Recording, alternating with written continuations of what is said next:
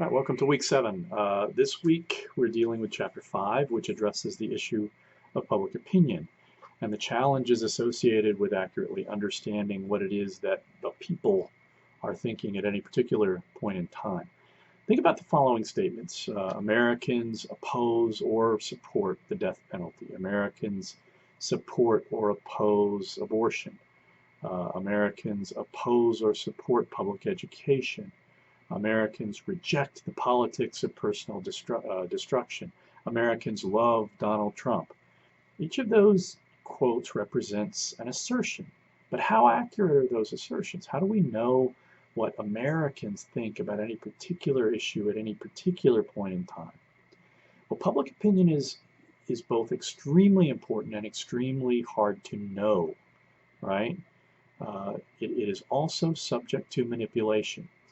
Many Americans don't really pay a lot of attention to politics, and as a result, they can be manipulated, both by the media and by crafty politicians who can use the political process to create impressions that are favorable to their partisan, preferences. So we think we know what public opinion is on any issue at any particular point in time because of the art pretending to be a science known as public opinion polling. So how can opinion be measured? What has to be accounted for when it comes to accurately estimating what the public thinks on an issue? Another important consideration when you think about public opinion is the sell-by date on polling. Because of social media and the generally low information nature of the mass public, what the public thinks about issues like gun control or terrorism or abortion tends to be transient.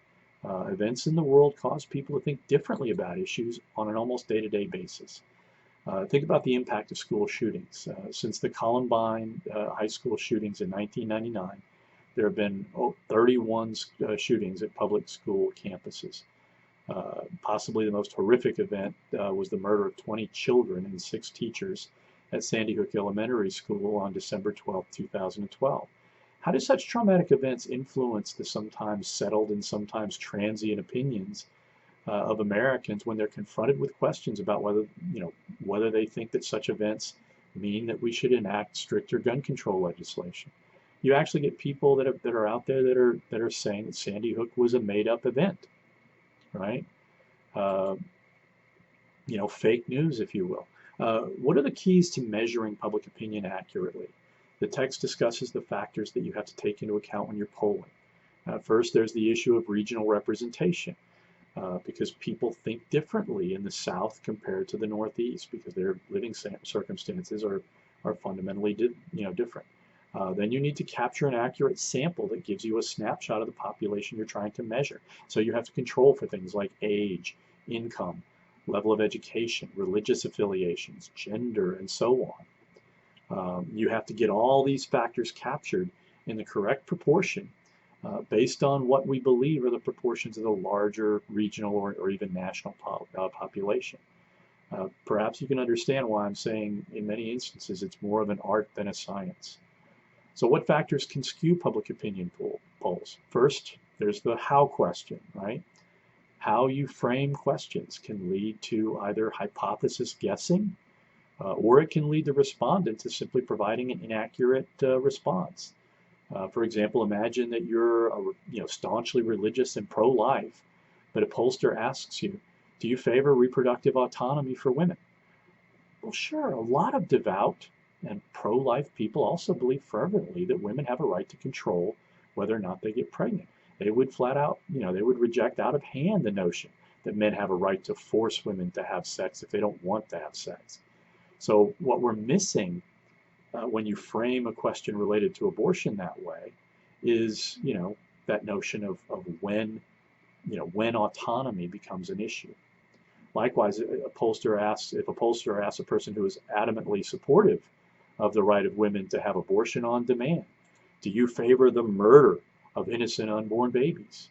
Well, that person might recoil and say, well, no, of course I don't.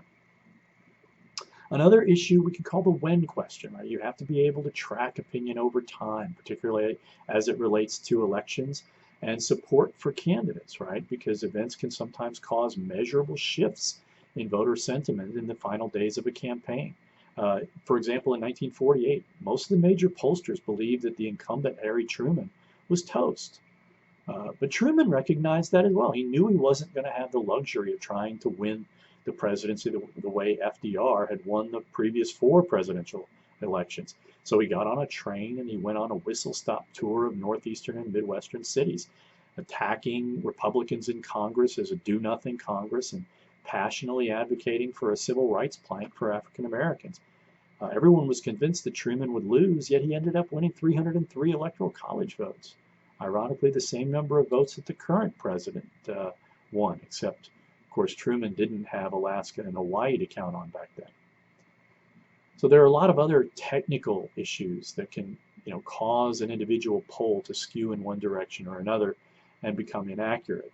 An important issue related to accurate forecasting is the mathematical model that pollsters employ to predict turnout. Pollsters can't know how many voters will turn out, or the mix of voters that will turn out. Do we know whether or not whether moderate or liberal voters will turn out in abnormally large numbers to turn Donald Trump out of office in 2020? Or will conservative voters recreate their abnormally large turnout to reject whomever the Democrats nominate? We just don't know precisely what kind of model will most accurately, capture what is actually going to happen. So how do pollsters and political analysts attempt to control for that kind of uncertainty? All right, hopefully I've given you plenty of guidance. Again, if you have any questions, let me know what you think, and let's have a great week-long class.